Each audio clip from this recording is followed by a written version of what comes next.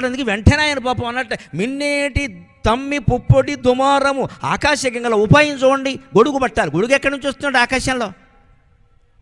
వెంటనే మన mummy daddy షోరూమ్కి వెళ్ళి పెద్ద గొడుగు కొడుకుంటాం. అది కుదరదు. ఇక్కడ ఆకాశగంగలో ఉంది కదా, చల్లగా ఉంటుంది కదా గంగానది జలం, అందులో పద్మాలు ఉన్నాయి కదా, పద్మాల్లోంచి పుప్పుడు రేగుతుంది కదా అని తన గాలిని కాస్త ఇక్కడ తగ్గించిన దాన్ని అక్కడ రేగేలా చేసి ఆ పుప్పొడి దుమారాన్ని పైకి రేపి దాన్ని భారవి కిరాతార్జునీయంలో చెప్పినట్టుగా వలయాకారంలోకి మార్చి ఆ వలయాకారంతో తీసుకొచ్చి హనుమంతుడి మీద గొడుగు పడితే నాన్నా నీకు నమస్కారం, నాన్నా నీకు నమస్కారం, పితృదేవో భవ పితృదేవో భవ అన్నాడు హనుమంతుడు. మరి తండ్రికి సేవ చేసేటంటే చెయ్యడా? తర్వాత చిన్నతనంలో అంత గొడుగు పట్టిన వాడికి భానుగడగేగున పిన్నవాని మేనికి ఎండ తాకకయుండ ఉద్దండ వృత్తి నుడిగి మిన్నేటి తమ్మి పుప్పొడి దుమారమనసి వలిగాడ్పో వెను వెంట చనుచునుండా.